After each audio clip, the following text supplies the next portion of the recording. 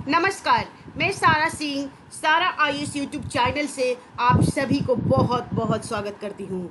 इस चैनल से लगातार ज्योग्राफी और हिस्ट्री की सीरीज जारी है। ज्योग्राफी में इसके पहले इसके पिछले वाली क्लास में मैं आप लोगों को भारत के स्थिति और विस्तार के बारे में बताई थी, जिसके तहत भारत के अक्षांशीय विस्तार क्या है, भारत के देशांतरीय विस्तार क्या है और भारत की ग्रीनविच से क्या स्थिति है। तो ये सारी चीज़ों को कवर करा दिया गया है और आज की क्लास में आप परवाल सेल श्रेणी के बारे में जानोगे, जो कि बहुत ही इम्पोर्टेंट टॉपिक है। परवाल सेल श्रेणी के अंतर्गत हम कई चीज़ें पढ़ेंगे, जैसे कि परवाल क्या है, परवाल भीति क्या है, परवाल भीति किस तरह से समुद्री पारिस्थितिकी तंत्र के लिए लाइफ लाइन है। तो ये सारी चीज़ों पर आज चर्चा होगी और ये जो टॉपिक है यूपीएससी ओरिएंटेड है और यहाँ से क्वेश्चन मेंस में भी आते हैं और प्रीलिम में भी आते हैं। तो इसलिए इस चैप्टर को आप बहुत ही सीरियसली कोशिश करना समझने के लिए, और ये जो टॉपिक है इसमें सभी आयामों को मैं कवर करूंगी ताकि आपका कहीं से भी क्वेश्चन आए तो क्वेश्चन गलत ना हो। तो चलिए जानते हैं क्या है परवाल भीति अथवा परवाल जीव अथवा परवाल सेल श्रेणी।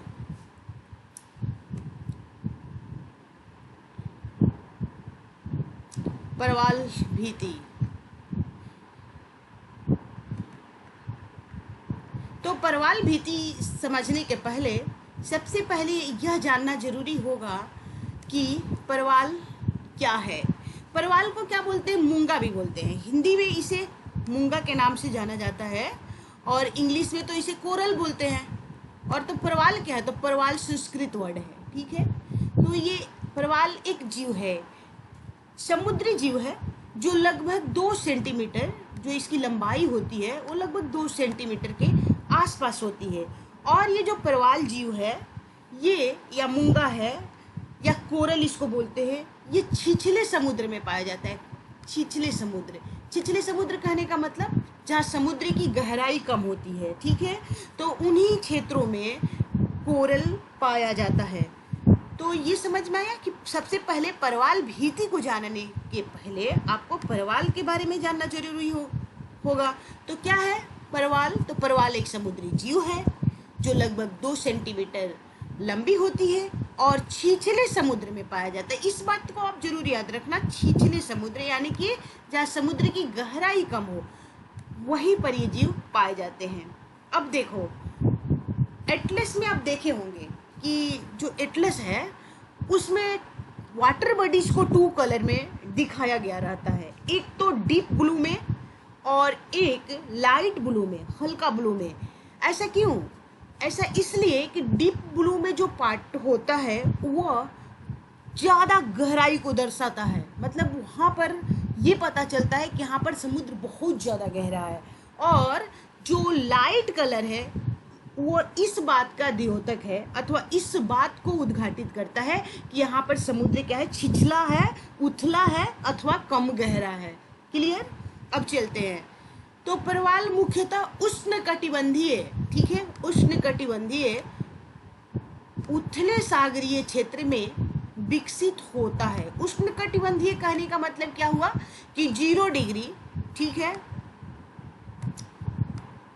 ये इक्वेटर है 0 डिग्री, और ये मान लेते हैं करीब करीब यहाँ से मान लो ये, और ये इतना तो पता है आपको, ये क्या है, कर्क रेखा है 23.5, ये मकर रेखा है, ठीक है, ये भी 23.5।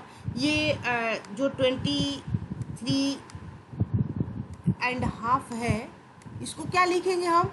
तो इसको लिखते हैं हम नॉर्थ। क्या लिखते हैं? नॉर्थ। क्यों लिखते हैं नॉर्थ? क्योंकि इक्वेटर के उत्तर में है तो 23.5 डिग्री उत्तरी अक्षांश और इसी तरह 23.5 डिग्री दक्षिणी अक्षांश, और इससे थोड़ा सा और आगे बढ़ जाओ, 30 डिग्री के आसपास ले लो, ठीक है, ये वाला रीजन। तो और इसी तरह से इधर भी, तो ये वाला जो रीजन कहलाएगा विषुवत रेखा के उत्तर और दक्षिण में, तो इसी को उष्णकटिबंधीय क्षेत्र बोला जाता है।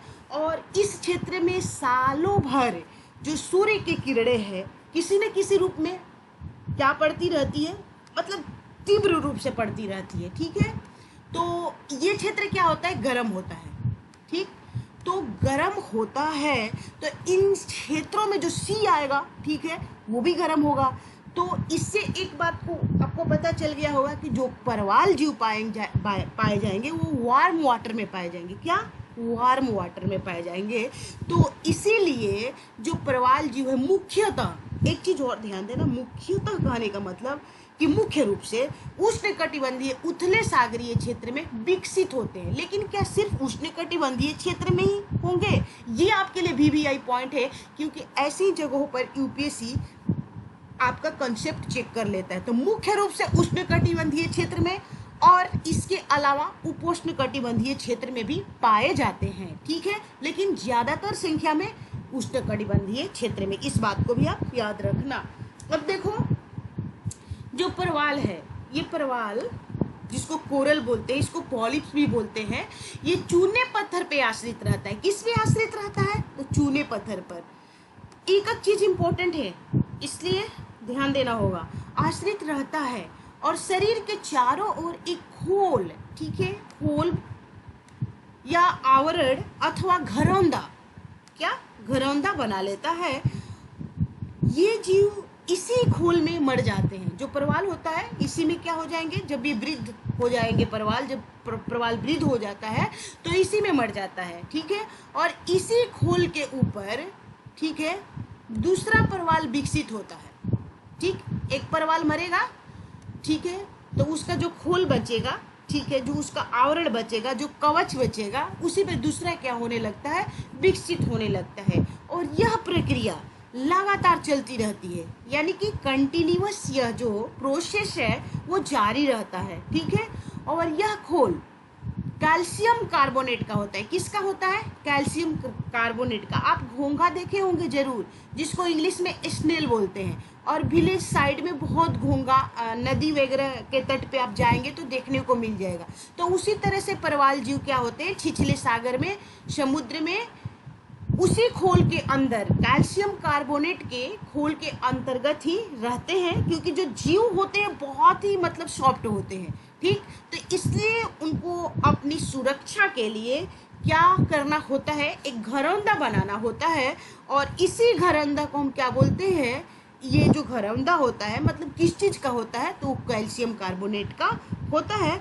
और इसी घरौंदा को खोल भी बोला जाता है। क्या बोला जाता है, खोल बोला जाता है, कवर बोला जाता है, आवरण बोला जाता है। समझ गए। अब कैल्शियम कार्बोनेट मतलब किस तरह से वो अपने खोल को डेवलप कर रहे हैं, तो ये सारी चीज़ों को मैं आपको अगले स्लाइड में क्लियर कर दूंगी, ठीक। ये देखिए, ये परवाल सबसे पहले ये कहाँ विकसित होते हैं, तो ये तो आपको मैं बताई कि उथले सागर में। तो जिस तरह से पृथ्वी पे या जमीन पर क्या है, उबड़ खाबड़ लैंड आपको दिखता होगा, ठीक है। तो उसी तरह जो समुद्र है, सी है, उसमें भी उबड़ खाबड़, जब इसके तल्ली में आप जाएंगे, बॉटम साइड में जाएंगे, सी के ये बॉटम साइड में या बेड लेवल में जाएंगे, तो ये समुद्र भी सभी जगह समतल नहीं है, उबड़ खाबड़ है। तो जहाँ पर समुद्र थोड़ा रेस्ड है, उठा हुआ है, चबूतरे के आकार में, जैसे इस टाइप में है, ठीक है, मतलब ऐसे थोड़ा उथला है, तो वहीं पर क्या करते हैं, ये पनपना शुरू करते हैं, विकसित होते हैं। माने रेस्ड प्लेटफॉर्म पे, उठा हुआ प्लेटफॉर्म पे परवाल क्या करते हैं, विकसित होना शुरू करते हैं। और ये परवाल है, देखो, तो सबसे पहले जानो कि आपको बिहाइव्स की तरह ये दिख रहा होगा, मधुमक्खियों की छत्ता की तरह, ठीक है। तो ये सबसे पहले क्या है, तो ये कॉलोनी में रहते हैं। किस में रहते हैं, कॉलोनी में रहते हैं। कॉलोनी कहने का मतलब क्या है, ये समूह में रहते हैं, यानी कि क्या करते हैं, मतलब ये कम्युनिटी बेस्ड लाइफ को जीते हैं, माने समूह में रहते हैं। तो जैसे आप देख रहे होंगे कि ये क्या है, परवाल है। इसी तरह के इनका कुछ शेप होता है इस लेवल में। तो ये मैं बताई कि ये इसके अंदर में परवाल जीव है, ये परवाल जीव है इसके अंदर में। तो जब ये मरेगा, ठीक है, तो ये मर जाएगा, तो इसी खोल के ऊपर, इस आवरण के ऊपर दूसरा क्या करता है कि परवाल जन्म ले लेता है। और यह प्रक्रिया चलती रहती है, लाखों हजारों वर्षों से चलती रहती है। और क्या होता है कि एक तो ये स्वयं में हार्ड होते हैं, और दूसरी बात में ये है कि लाखों हजारों वर्ष से पढ़ने वाले दाब से और ये सख्त और हार्ड हो जाता है, ठीक है, इनका कवच। और इस तरह हजारों करोड़ों वर्ग स्क्वायर किलोमीटर में ये फैल जाते हैं और इससे क्या बनता है, परवाल भीति बन जाता है। यानी कि ये आपको सब, एक मिनट, ये आपको सी लेवल दिख रहा होगा, तो जैसे ही ये वाला पार्ट ऊपर दिखने लगता है सी से, तो क्या हो जाएगा, ये भीति बनेगा। अब ये जो भीति है कई तरह का हो जाएगा, जैसे कि जो द्वीप टाइप में बनेगा, ठीक है, तो उसको हम क्या बोल देंगे, परवाल द्वीप बोल देंगे। जैसे आप देख रहे होंगे ये द्वीप है, तो इसको क्या बोलेंगे, परवाल द्वीप बोलेंगे, ठीक है। दूसरी बात में इस आकार में बनेगा, थोड़ा सा अवरोधक बैरियर्स टाइप के। अब मान लेते इधर सी है, ठीक है, और इधर कोई तट है या कोई मतलब कंट्री है, कुछ भी है, मान लो इस पार्ट में, तो ये बैरियर्स है, तो इसको परवाल भीति भी बोलेंगे, ठीक है। और ये बैरियर भीति है, क्यों है, क्योंकि इधर से सुनामी वगैरह आएगा तो इसको ये रोक लेता है। तो ऑस्ट्रेलिया में अभी बताऊंगी ग्रेट बैरियर रीफ, तो इसी टाइप के भीति है। अब देखो, इस जीव के बीच सहजीवी संबंध होता है, ये इंपॉर्टेंट पॉइंट है आपके लिए। तो किस जीव के साथ सहजीवी संबंध होता है, तो जुजैंथिली नामक शैवाल, यानी कि जुजैंथिली नामक एल्गी होता है, उसी के साथ इस जीव का क्या होता है, सहजीवी संबंध। सहजीवी का मतलब होता है सिम्बायोटिक, अर्थात दो जीव एक दूसरे पर डिपेंडेंट होते हैं और दोनों एक दूसरे को फायदा पहुंचाते हैं, खुलकर भी नुकसान अथवा एक दूसरे को हार्म नहीं करते हैं। यानी कि दोनों एक दूसरे को क्या करते हैं, बेनिफिट देते हैं। समझ में आया, तो वही सिम्बायोटिक संबंध होता है। और ये सिम्बायोटिक संबंध यानी कि सहजीवी संबंध कैसे होता है, मैं आपको अगले स्लाइड पे समझा रही हूँ। बस इतना भी जानो कि ये जीव सहजीवी संबंध में होते हैं, ठीक, क्योंकि ये चैप्टर आपके लिए बहुत इंपॉर्टेंट है, इसलिए मैं सभी आयामों को कवर की हूँ, बट धीरे धीरे आपको समझते चलना है। इतना समझ में आया होगा। और समुद्र में यह परवाल अपना बहुत बड़ा क्षेत्र बना लेता है। क्या करता है, बहुत बड़ा क्षेत्र बना लेता है, जिसे रीफ कहा जाता है। क्या, जहाँ तक ये फैल जाएगा उसको क्या बोलते हैं, रीफ बोलते हैं। और विश्व के सबसे बड़ा परवाल कहाँ है, तो विश्व का सबसे बड़ा परवाल भीति जो है वो ऑस्ट्रेलिया का ग्रेट बैरियर रीफ है। आप जरूर नाम सुने होंगे कि ग्रेट बैरियर रीफ कहाँ है, तो ये ऑस्ट्रेलिया के उत्तर पूर्वी भाग में स्थित है, उत्तर पूर्वी भाग में स्थित है। इसको भी आपको उत्तर पूर्वी भाग याद रखना होगा, अदरवाइज यूपीएससी यहाँ भी चेक कर लेगा, आपसे पूछ देगा कि ऑस्ट्रेलिया का ग्रेट बैरियर रीफ ऑस्ट्रेलिया के पश्चिम में है, तो सारा मेहनत बेकार हो जाएगा। इसलिए सभी पॉइंट्स को आप कवर करते चलो। उत्तर पूर्वी भाग, क्वींसलैंड उसका एक प्रोविंस है, उसी क्वींसलैंड प्रोविंस के उत्तर पूर्वी भाग में ये जो ग्रेट बैरियर रीफ, जो दुनिया का सबसे बड़ा परवाल भीति है, वो यहीं पर स्थित है और ये 7 वंडर्स में आता है, ठीक है। मॉडर्न 7 वंडर्स में ये ग्रेट बैरियर रीफ का भी स्थान है और 1981 में इसे यूनेस्को द्वारा हेरिटेज साइट भी घोषित किया गया है। चलते हैं फिर अगले स्लाइड पर। ये देखो, ये जो परवाल है ये सी है, सी के बॉटम लेवल में मैं अभी दिखा रही हूँ, आप देख रहे होंगे। उथले सागर है, उसका बॉटम लेवल है और ये परवाल दिख रहा होगा। विभिन्न कलर के होते हैं, डिफरेंट कलर में होते हैं, रेड, ब्लू, ठीक है, पर्पल, ब्लैक, वाइट, सब कुछ आपको दिख रहा होगा। तो ये डिफरेंट कलर्स के होते हैं और आप देख सकते हैं कितने शख्स और मछली, ये सब फिशेस दिख रही होगी, मछली। तो ये मछलियों के लिए नर्सरी का भी जगह है। और ये आपको पता होना चाहिए कि जो समुद्र का भौगोलिक एरिया है उसके मात्र 1% भाग पर, 1% से भी कम भाग पर ये फैले हुए हैं, लेकिन समुद्र के जो 25% बायोडाइवर्सिटी है इसी एरिया में पाया जाता है। जैसे कि यहाँ पर 1500 से अधिक प्रजाति के मछलियाँ पाई जाती हैं, 17 प्रकार के सांप मिलते हैं और कई प्रकार के समुद्री जीव, डुगोंग नामक कछुआ वगैरह सब इसी क्षेत्र में मिलता है। इसलिए इस समुद्र के लिए काफ़ी रिच एरिया होता है। और मछलियों के लिए नर्सरी का काम कैसे करता है, तो क्या होता है कि चूंकि आपको ये पता होगा, तो ये मछलियों के लिए नर्सरी का काम करता है, सुरक्षा के काम करता है, भोजन का काम करता है और आवास का भी काम करता है। कैसे? क्योंकि मछलियाँ इन्हीं क्षेत्रों में प्रजनन करती है, अंडा को देती है। और जब छोटी मछली का जन्म होता है तो छोटी मछली, ये जो आपको दिख रहा होगा परवाल, इन्हीं छोटे छोटे यहाँ पर क्या होता है, क्रैक्स होता है, मतलब दरार पड़ी होती है, तो इन्हीं में आकर छोटी मछलियाँ अपना रहना शुरू कर देती है। ऐसा क्यों? ताकि बड़ी मछलियाँ इनको खा ना पाए, तो सुरक्षा हुआ ना। तो बड़ी मछलियाँ इनको खा नहीं पाती है तो छोटी मछलियाँ बच जाती है, तो इसलिए छोटी मछलियों के लिए क्या हो गया, ये सुरक्षा का काम कर देता है। और सुरक्षा के भी काम किया और आवास का भी काम किया, क्योंकि इन क्षेत्रों में मछलियाँ क्या करती है कि अंडा भी देती है। ठीक। और दूसरी बात ये है कि ये तो एक मछली वाला, और ये गोताखोरी के लिए भी बहुत ही मतलब फेवरेट जगह होता है। तो ये सारी चीज़ को मैं आपको बता रही हूँ।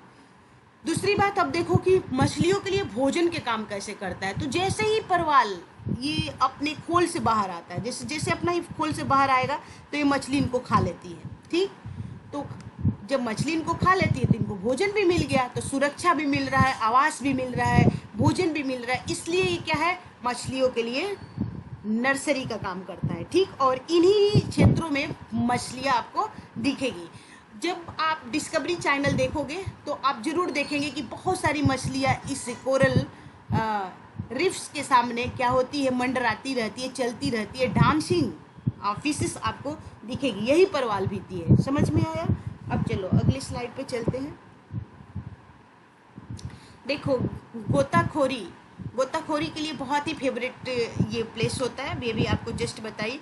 और यहाँ बहुत इंजॉय करते हैं। क्यों करते हैं कि एक तो डिफरेंट टाइप को उनको कोरल्स देखने को मिलेगा, रंग बिरंगे, गुलाबी, लाल, पीले, हरे। तो एक अद्भुत दृश्य नज़र आता है सी के अंदर।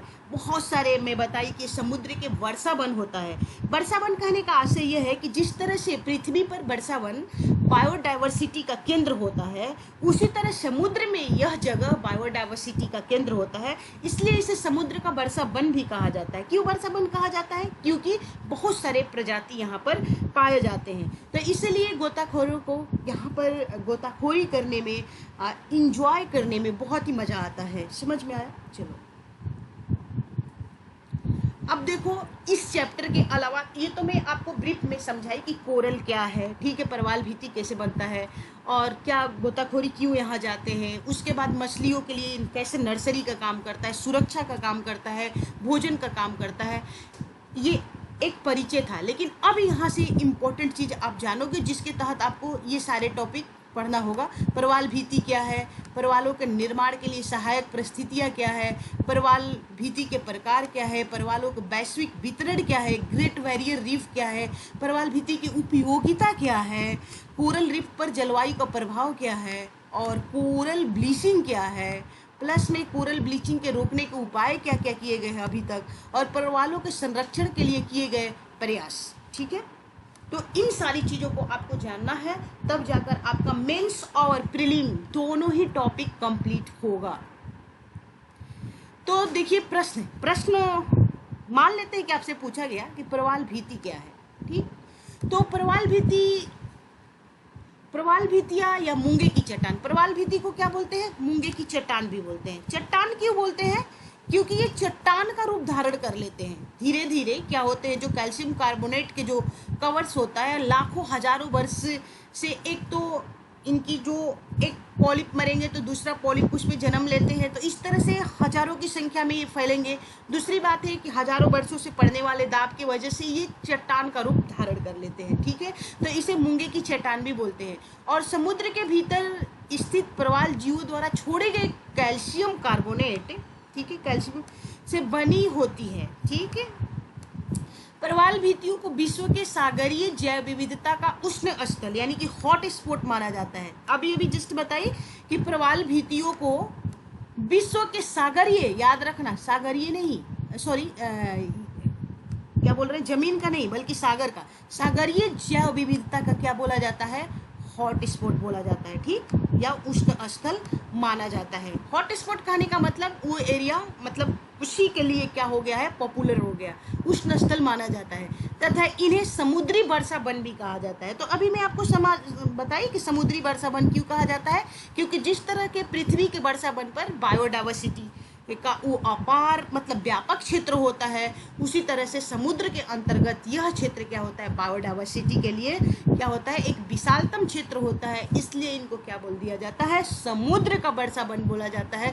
तो कभी भी आपसे पूछा जाएगा कि समुद्र का वर्षा वन क्या है, तो यही प्रवाल भित्ति है, ठीक है। अब देखो समझ में आ गया कि प्रवाल भित्ति क्या है। तो प्रवाल भित्तियां मूंगे की चट्टानें या समुद्र के भीतर स्थिर प्रवाल जीवों द्वारा छोड़े गए कैल्शियम कार्बोनेट से बनी होती है, ठीक। किससे बनी होती है, कैल्शियम कार्बोनेट CaCO2, ओके,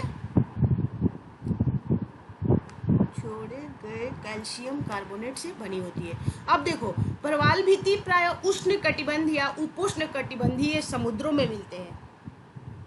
इस जरूर याद रखिएगा, सिर्फ उष्ण कटिबंध में नहीं, मुख्य रूप से उष्ण कटिबंध में, और आंशिक स्तर पर उपोष्ण कटिबंध ये समुद्रों में मिलते हैं, जहां तापमान क्या होता है 20 से 30 डिग्री। ये सभी इंपॉर्टेंट पॉइंट है, जहां पर तापमान 20 से 30 डिग्री सेल्सियस रहता है, ठीक है। तापमान टेम्परेचर 20 से 30 डिग्री सेल्सियस रहता है। और ये शैल भित्तियां समुद्र तट से थोड़ी दूर हटकर पाई जाती है, ठीक है। तो जो समुद्र तट है थोड़ा सा उससे हटकर पाई जाती है, जिससे इनके बीच छिछले लैगून बन जाते हैं, ठीक है। तो लैगून क्या होता है, तो लैगून क्या होता है कि एक जलराशि होता है, ये भी क्या होता है, जलराशि होता है। और जैसे कि सागर या महासागर के तट के आसपास में ही एक वाटर बॉडीज विकसित होता है, बन जाता है, वही समुद्र के क्षारण से, ठीक है, अथवा अन्य वाटर बॉडीज के क्षारण से क्या होता है, एक लैगून बनता है, ठीक, जो एक सकरा नदी के माध्यम से अथवा सी के चैनल से क्या होता है, समुद्र से जुड़ा हुआ होता है, अथवा बिल्कुल कटा हुआ भी हो सकता है, ठीक। तो उसी को क्या बोलते हैं, लैगून बोलते हैं, ठीक। एक तरह से झील टाइप का ही होता है, ठीक। तो प्रवाल कम गहराई में पाए जाते हैं, ये आपको पता है, सभी पॉइंट है। इसी तरह यूपीएससी पूछेगा कि प्रवाल क्या है, अगर आपका कंसेप्ट चेक करना होगा तो पूछ देगा कि अधिक गहराई में नहीं, कम गहराई में पाए जाते हैं। और आपको कंसेप्ट कैसे डेवलप हो गया, क्योंकि छिछले सागर, और छिछले सागर कहने का ही मतलब है कि वहाँ पर गहराई कम है। तो इस बात को आप याद रखिएगा कि प्रवाल जो है वो कम गहराई में पाए जाते हैं, क्योंकि अधिक गहराई पर सूर्य के प्रकाश का क्या हो जाएगा, सूर्य के प्रकाश वो ऑक्सीजन की कमी होती है। क्यों, क्योंकि अधिक जब गहराई होगा तो सूर्य के प्रकाश वहाँ पहुँच नहीं पाएगा, और जब सूर्य के प्रकाश पहुँच नहीं जा पाएगा तो जो जुजैंथली नामक जो शैवाल होता है, जिसके साथ यह सहजीवी संबंध में रहता है, वो फोटोसिंथेसिस की क्रिया नहीं कर पाएगा। और जब वो फोटोसिंथेसिस की क्रिया नहीं कर पाएगा तो उसके लिए क्या हो जाएगा, जीवित रहना मुश्किल हो जाएगा। जब वो जीवित नहीं रहेगा तो इसके अंदर में वो जो जुजैंथली नामक शैवाल रहता है वो क्लोरोफिल नहीं उत्पन्न कर पाएगा, और जब वो क्लोरोफिल उत्पन्न नहीं कर पाएगा तो इस प्रवाल को क्या हो जाएगा, कलर्स नहीं मिल पाएगा। जो डिफरेंट के कलर्स दिख रहा है उसी जुजैंथली नामक शैवाल से, और जब डिफरेंट का कलर नहीं दिख पाएगा तो ये प्रवाल क्या हो जाएंगे, व्हाइट होने लगेंगे, व्हाइट। इसी को प्रवाल ब्लीचिंग भी बोलते हैं, अभी मैं समझा दूंगी अगले स्लाइड पर। तो इस तरह से ये प्रवाल क्या हो जाएंगे, अपने अस्तित्व को खोने लगेंगे। इसीलिए क्या होता है, ये प्रवाल कम गहराई वाले सागरों में पाए जाते हैं, या सागर के जो उथले पार्ट होता है, उथले हिस्सा होता है, छिछला हिस्सा है, वहीं पर ये पाए जाते हैं। समझ में आ गया हो। अब देखो प्रवाल निर्माण की क्या क्या परिस्थितियां होनी चाहिए, सभी पॉइंट आपके लिए इंपॉर्टेंट है, ठीक। यहाँ से क्वेश्चन आते हैं यूपीएससी में। तो प्रवाल निर्माण की बहुत सारी परिस्थितियां हैं। तो सबसे पहले देखो, प्रवाल मुख्य रूप से उस कटिबंधों में पाए जाते हैं। ये मैं आपको याद ही करा दूंगी, क्योंकि मैं कई बार एक ही चीज को चर्चा करती हूँ सिर्फ इसलिए ताकि आपको याद हो जाए। तो प्रवाल मुख्य रूप से उष्ण कटिबंधों में पाए जाते हैं, आपको प्राय मुख्य रूप से बोल रही हूँ, ये केवल नहीं। और यूपीएससी आपसे पूछेगा कि प्रवाल केवल उष्ण कटिबंधीय क्षेत्रों में पाए जाते हैं, स्टेटमेंट बनाएगा तो गलत हो जाएगा। इसलिए मुख्य रूप से यानी कि मुख्यतः, इसके अलावा उपोष्ण कटिबंध में भी पाए जाते हैं, लेकिन मुख्य रूप से उष्ण कटिबंधों में पाए जाते हैं, क्योंकि इनके जीवित रहने के लिए 20 डिग्री से 27 डिग्री कहीं कहीं 30 डिग्री भी मिलेगा तो उसको आप कंसीडर करना यस में।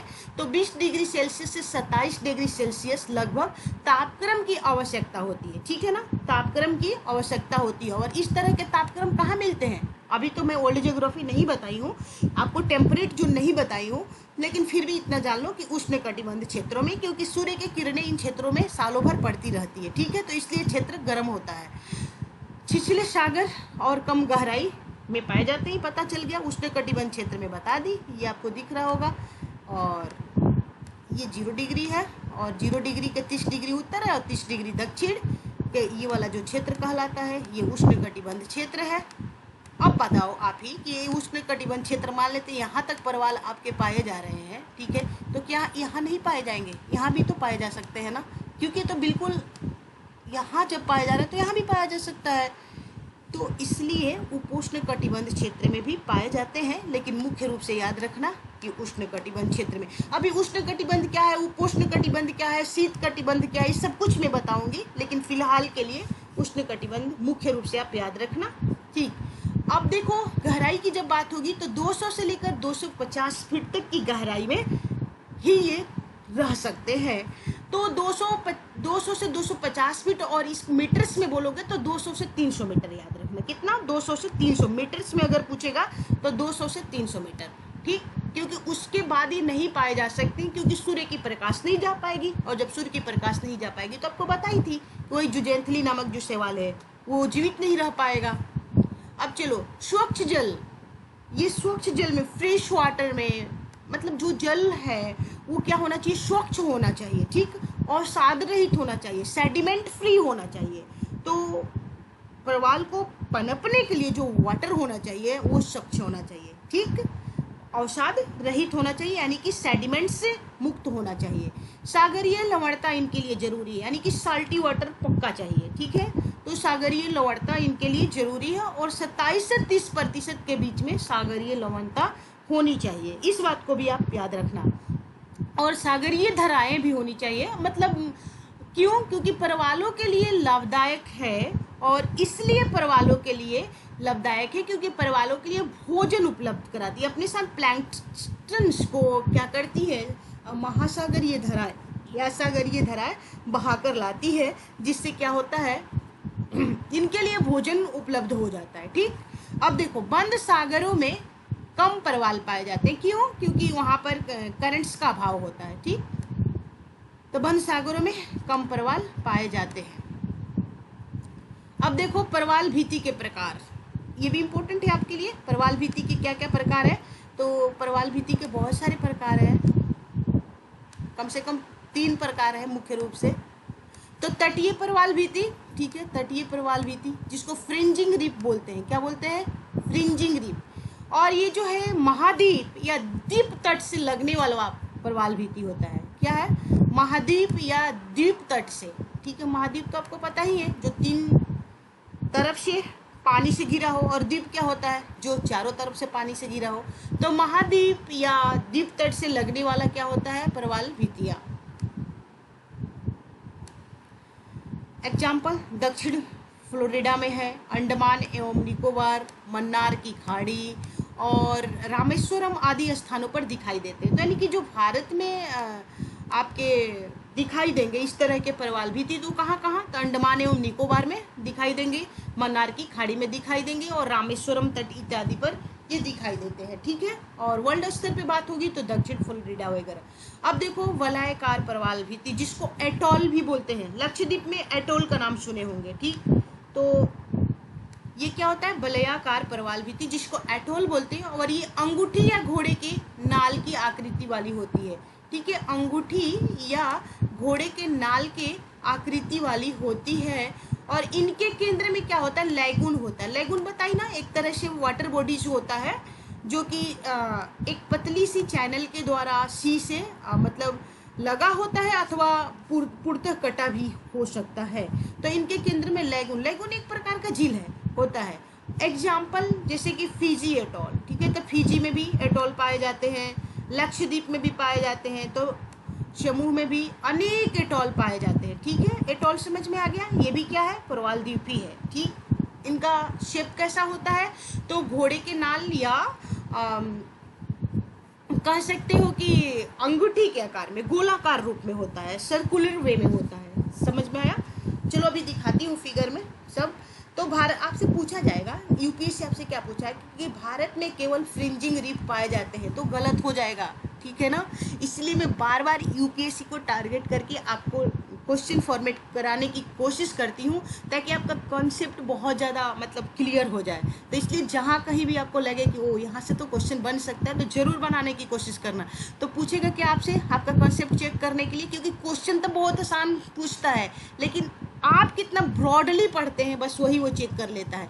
तो पूछेगा कि तटीय प्रवाल भित्ति, भारत में सिर्फ तटीय प्रवाल भित्ति ही क्या होता है पाई जाती, तो गलत हो जाएगा, क्योंकि अभी अभी वलयाकार प्रवाल भित्ति और लक्षद्वीप का भी नाम सुने ना, तो भारत में है। तो इसलिए भारत में तटीय प्रवाल भित्ति और वलयाकार प्रवाल भित्ति यानी एटॉल भी पाए जाते हैं। ठीक, अब देखो अवरोधक प्रवाल भित्ति, तीसरा प्रवाल भित्ति इंपॉर्टेंट, जिसको बैरियर रीफ्स बोलते हैं। अवरोधक का मतलब क्या होता है, रोकने वाला, ठीक है, रोकने वाला, अवरोध उत्पन्न करना।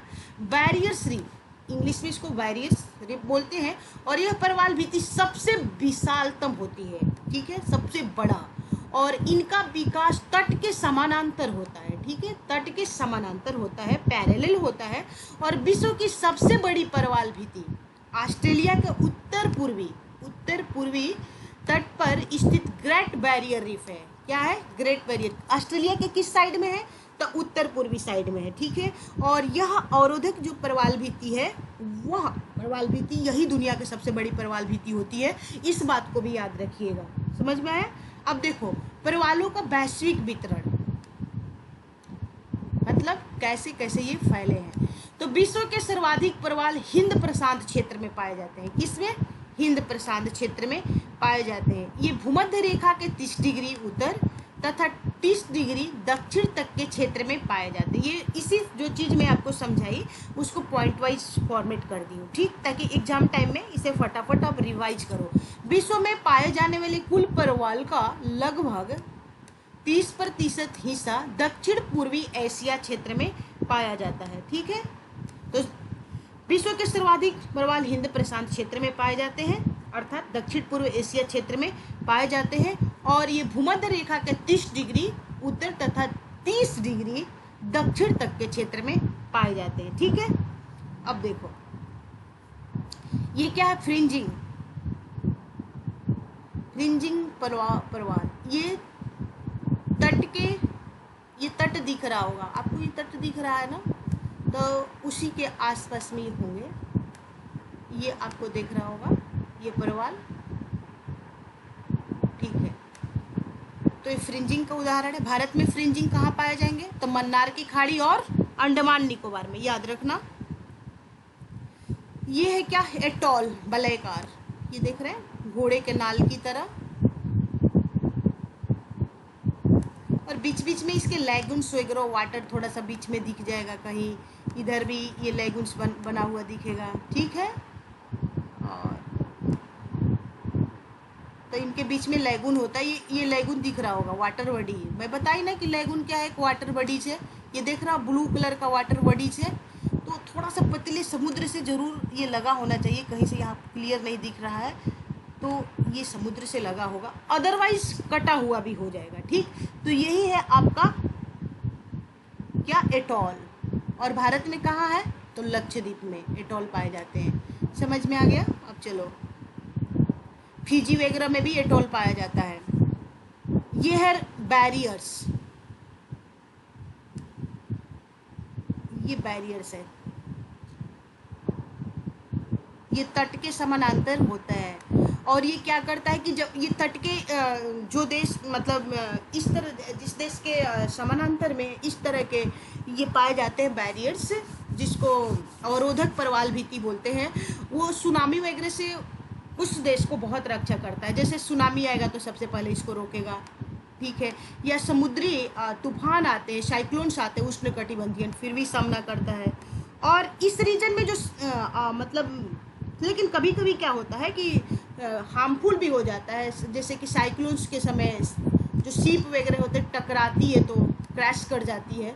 और दूसरी बात ये है कि सीप के लिए फ़ायदेमंद भी होता है। जब चेतावनी दी जाती है तो सीप क्या करती है कि इस एरिया से आकर इस एरिया में खड़ी हो जाती है। जब इस एरिया में खड़ी हो जाती है तो जो सुनामी लहरें हैं अथवा उष्णकटिबंधीय तूफान है, चक्रवात है, ये सभी क्या होता है कि सी तक नहीं पहुंच पाता है, मतलब उसकी जो इफेक्ट है कम पहुंच पाती है और अपने आप को सीप सुरक्षित यहाँ पर महसूस करती है। ठीक है, तो दोनों फ़ायदा भी है घाटा भी है। दूसरी बात है कि ये पर्यटन का केंद्र भी है, बहुत सारे पर्यटक यहाँ पर आते हैं।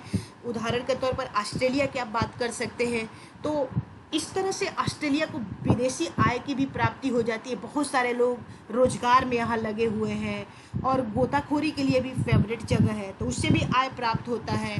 तो जो बैरियर्स रीफ होते हैं वो काफ़ी इम्पोर्टेंट होते हैं। समझ में आया? एक तो सुरक्षा की भावना से, क्योंकि तूफान से, चक्रवात से, ठीक है, सुनामी से तट की रक्षा करते हैं। दूसरी बात, सीप को भी रक्षा करते हैं और थोड़ा बहुत नुकसान भी करते हैं, क्योंकि सीप वगैरह जब इससे टकराती है तो क्या हो जाता है, सीप हादसा होता है। समझ में आया? अब देखो, भारत में प्रवाल भित्ति मुख्यतः 4 क्षेत्रों में पाई जाती है। ये आपके लिए बहुत ज़्यादा इम्पोर्टेंट है। ठीक है, मुख्यतः, फिर बोल रही हूँ मुख्यतः, यानी कि मुख्य रूप से कितना, 4 क्षेत्रों में पाई जाती है। कहाँ कहाँ? अंडमान निकोबार द्वीप समूह में सर्वाधिक। ठीक है, ये मत सोचना कि लक्षद्वीप में ही सिर्फ, नहीं, ऐसी बात नहीं है। अंडमान एवं निकोबार द्वीप समूह में सर्वाधिक, कच्छ की खाड़ी में सबसे कम, मन्नार की खाड़ी में भी पाई जाती है, लक्षद्वीप में भी। और इसके अलावा मुख्य रूप से जगह मैं बता दी। अब देखो, इसके अलावा महाराष्ट्र, गोवा तथा केरला के तटवर्ती क्षेत्रों में भी आंशिक स्तर पर परवाल पाए जाते हैं। ठीक है, परवाल भित्ति, यहाँ पर भित्ति होगा, परवाल भित्ति या अथवा परवाल, क्योंकि परवाल से ही तो क्या होता है, भित्ति बनता है। तो परवाल पाए जाते हैं। अब देखो, ग्रेट बैरियर रीफ क्या है? ग्रेट बैरियर रीफ जो कि ऑस्ट्रेलिया के लिए लाइफ लाइन है बोला जाता है और दुनिया के 7वें आश्चर्यजनक में इसका स्थान है। ग्रेट बैरियर रीफ दुनिया के 7 प्राकृतिक अजूबों में से एक माना जाता है। ठीक है, प्राकृतिक याद रखना। तो ग्रेट बैरियर रीफ दुनिया के 7 प्राकृतिक अजूबों में से एक माना जाता है। और ग्रेट बैरियर रीफ यह चीन की दीवार से बड़ा है। क्या है? चीन की दीवार से बड़ा है। तो यूपीएससी जब आपसे स्टेटमेंट में पूछेगा कि ग्रेट बैरियर रीफ चीन के दीवार से बड़ा है, तो आप बोलिएगा हाँ बड़ा है, इसको मानिएगा। और अंतरिक्ष से देखा जा सकने वाला पृथ्वी का एकमात्र जीवित वस्तु भी है। ठीक है ना? तो ये भी पूछा जा सकता है कभी भविष्य में आपसे कि अंतरिक्ष से देखा जाने वाला पृथ्वी का एकमात्र जीवित वस्तु तो क्या है? आप समझ सकते हैं, अंतरिक्ष से भी दिखाई देता है। तो क्या है? यही है ग्रेट बैरियर रीफ। ठीक, अब देखो, इसकी लंबाई लगभग 2000 किलोमीटर है। लंबाई कितनी है? 2000 किलोमीटर है।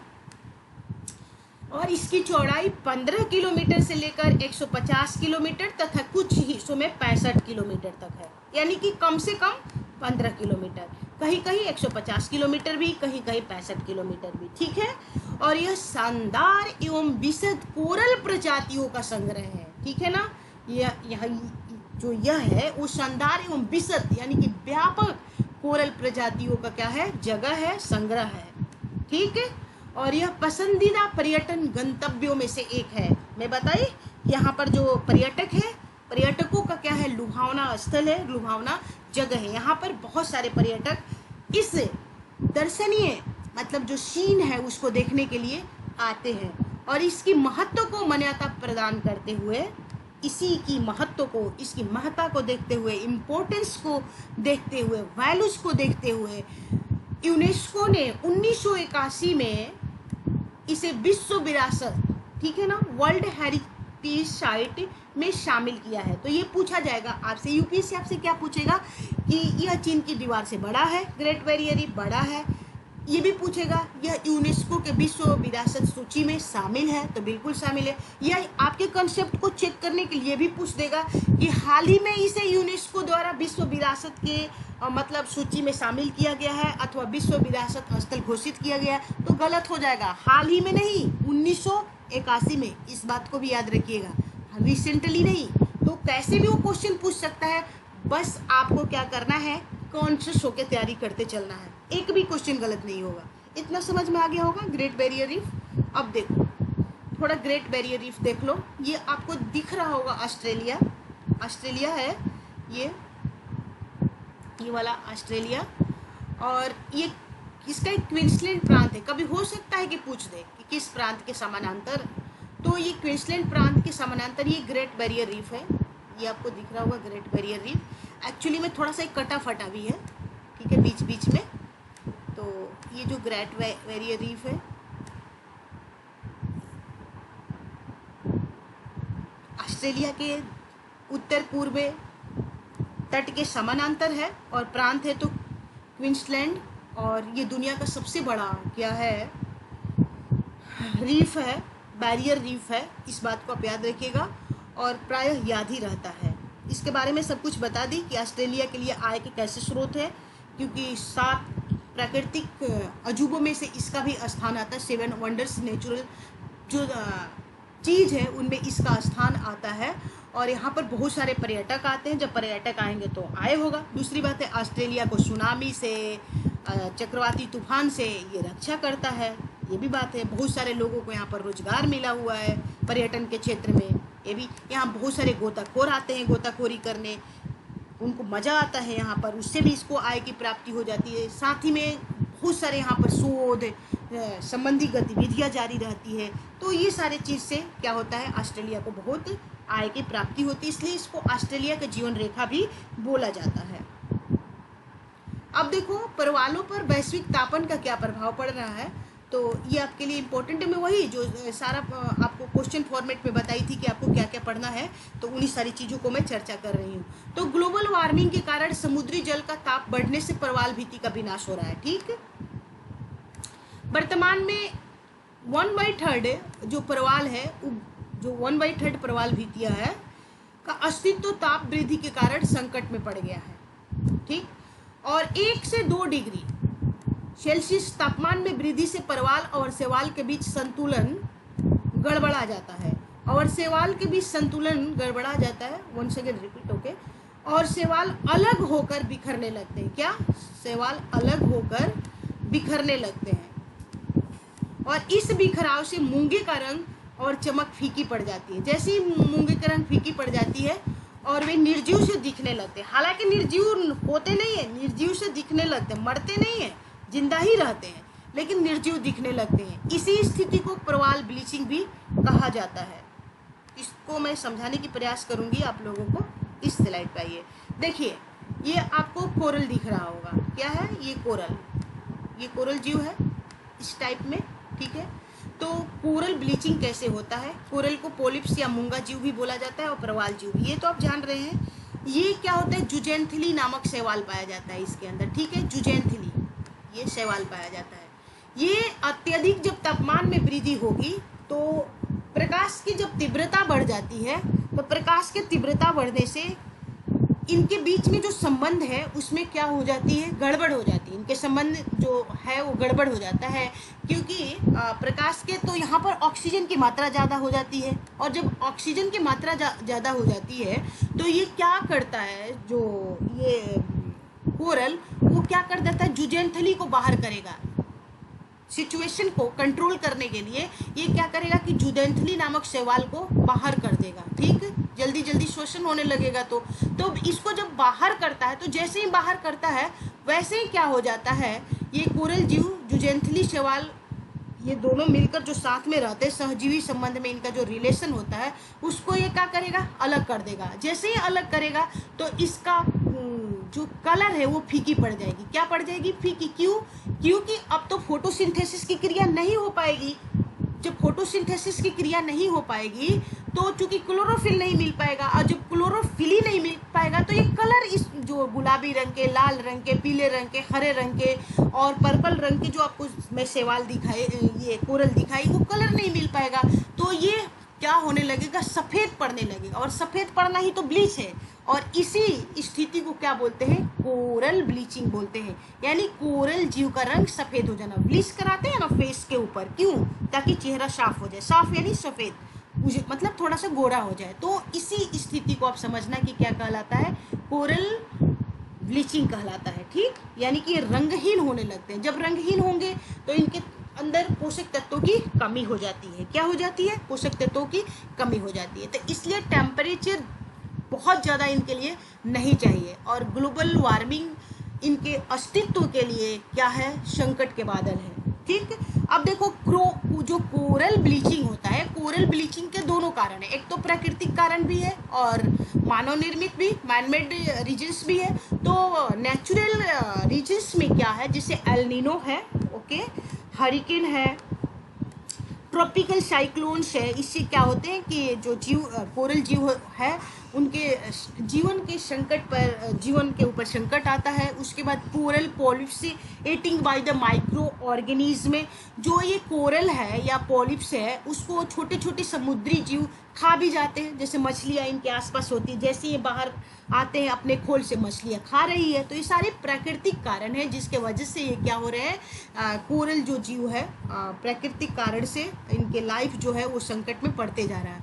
और मैनमेड रीजन्स में देखते हैं जैसे कोरल माइनिंग है, ठीक है, इन क्षेत्रों में कोरल माइनिंग भी होते रहता है। कोरल माइनिंग से मतलब ये होता है कि जो इनकी चट्टानें हैं उसको निकाला जाता है, माइनिंग किया जाता है, उसका खनन किया जाता है। क्यों? क्योंकि उससे बहुत सारे ज्वेलरी बनाया जाता है, बिट्स बनाया जाता है, चेयर्स भी बनता है, साथ में स्टिक बनता है, छड़ी।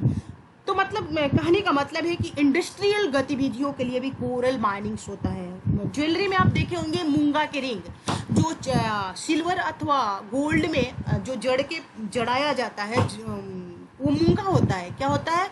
यही कोरल चट्टान से वो बनता है। समझ गए? तो जिसको रेड रंग के प्राय लोग मूंगा के रिंग पहनते हैं, तो यही कोरल जीव से वो जो चट्टान निर्मित होता है वही मूंगा की रिंग है। ठीक, उसी तरह पिंक भी होता है, ग्रीन होता है।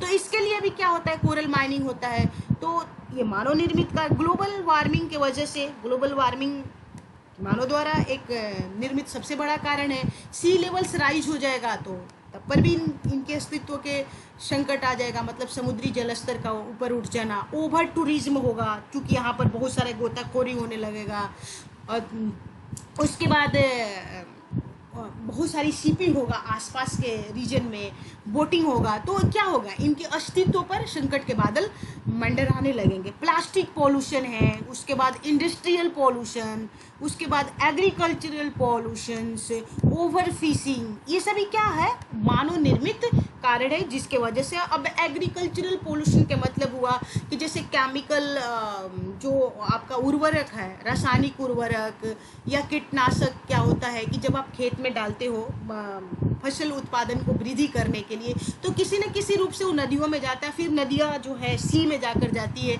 और वो पानी इनके तक पहुंचता है, जिसके वजह से क्या होता है? इनके लाइफ पे संकट के बादल मंडर आते हैं। इसी तरह इंडस्ट्रियल पॉल्यूशन है, बहुत सारे औद्योगिक कचरे को क्या किया जाता है? नदियों में बिना उसके निस्तारण किए हुए प्रवाहित किया जाता है और किसी न किसी रूप में पानी समुद्र तक पहुंच जाता है। तो ऐसे भी इनके अस्तित्व पे संकट के बादल मंडराने लगते हैं। तो ये सारी चीज़ों को आप चर्चा करना, जो कि आपके लिए बहुत ही ज़्यादा इम्पोर्टेंट है और बहुत आसान भी है, क्योंकि बहुत ही ईजी वे में मैं आपको समझाने का प्रयास कर रही हूँ। दूसरी बात है, देखिए वही होता है कोरल, ये आप देख रहे होंगे, एक मिनट, इसको फिगर बनाइएगा जब मेंस लिखने का मौका मिलेगा। ऐसे ही ये जैसे कोरल है, ठीक है, उसके बाद ये कोरल जीव है, ये जुजेंथली नामक शैवाल आपको दिखा, ये अलग हो जाएगा। क्यों? क्योंकि टेम्परेचर बढ़ेगा तो ये अलग होगा और पोषण रहित तभी हो जाएगा। अब इसके अंदर में तो है नहीं वो जुजेंथली, तो पोषण रहित, क्लोरोफिल का अभाव, इसलिए रंगहीन अर्थात सफ़ेद रंग का, और इसी स्थिति को क्या बोलते हैं? कोरल ब्लीचिंग बोलते हैं, जो कि मैं आपको समझा दी। नोट में देखो कि जब पानी अत्यधिक गर्म होता है अथवा प्रदूषित हो जाता है तो प्रवाल अपने ऊतकों में रहने वाले सूक्ष्म शैवाल को, अपने जो इसके अंदर ऊतक के अंतर्गत इसी के ऊपर क्या होता है, जो सूक्ष्म शैवाल है वो जुजेंथली को त्याग देते हैं। क्या करते हैं? कोरल त्यागने लगते हैं, जिस कारण वे पूरी तरह से सफ़ेद हो जाते हैं। क्या हो जाते हैं? पूरी तरह से सफ़ेद। और सफ़ेद तो आपको पता हो गया है ना कैसे? क्योंकि क्लोरोफिल अब तो मिलेगा नहीं, तो तरह से सफ़ेद हो जाते हैं। और इसी प्रक्रिया को क्या बोलते हैं? परवाल विरंजन। क्या बोलते हैं? परवाल विरंजन भी कहा जाता है। और विरंजन का इंग्लिश क्या होता है? ब्लीचिंग। ठीक, तो परवाल विरंजन पूछे अथवा कोरल ब्लीचिंग पूछे तो बात एक ही है। अब देखो कोरल ब्लीचिंग,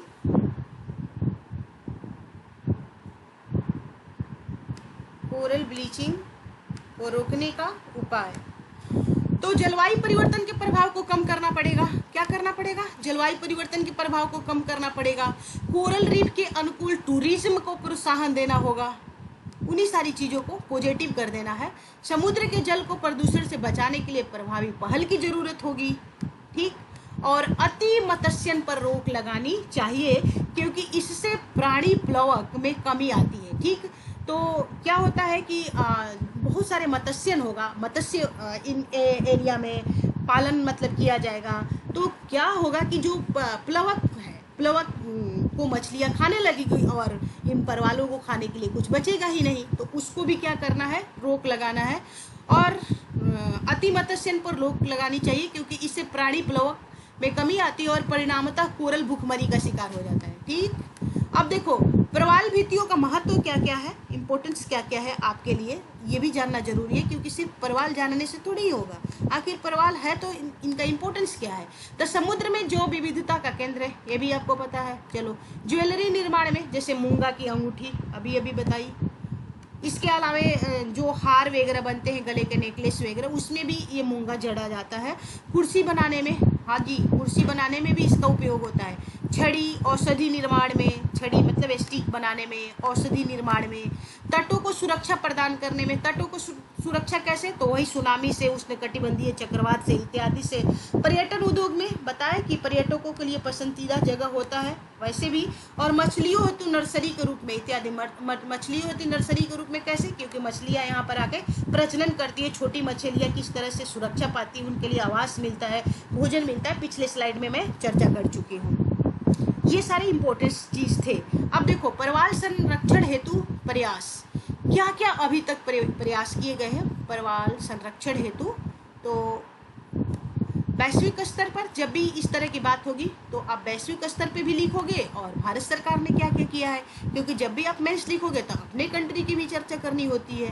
तो अब देखो अंतर्राष्ट्रीय कोरल रीफ पहल की शुरुआत की गई थी 1994 में। ठीक है, इस पहल की शुरुआत की गई थी 8 देशों द्वारा, जैसे उसमें अमेरिका था, ब्रिटेन था, फ्रांस था, ऑस्ट्रेलिया था। ठीक है, और उसके बाद फिलीपींस था। तो इन और एक दो देश के माध्यम से क्या किया गया था कि 1994 में कोरल अंतर्राष्ट्रीय coral reef international coral reef initiative अर्थात अंतर्राष्ट्रीय कोरल रीफ पहल की शुरुआत की गई थी। और क्यों की गई थी? क्योंकि कोरल रीफ पे जो संकट के बादल मंडरा रहे हैं, उसी संकटकालीन स्थिति को रोकने के लिए शोध संबंधी गतिविधियों को जारी करने के संबंध में, ठीक है, 1994 में अंतर्राष्ट्रीय कोरल रीफ पहल की शुरुआत की गई थी। और वर्तमान में भारत सहित 60 सदस्य देश ICRI में क्या है?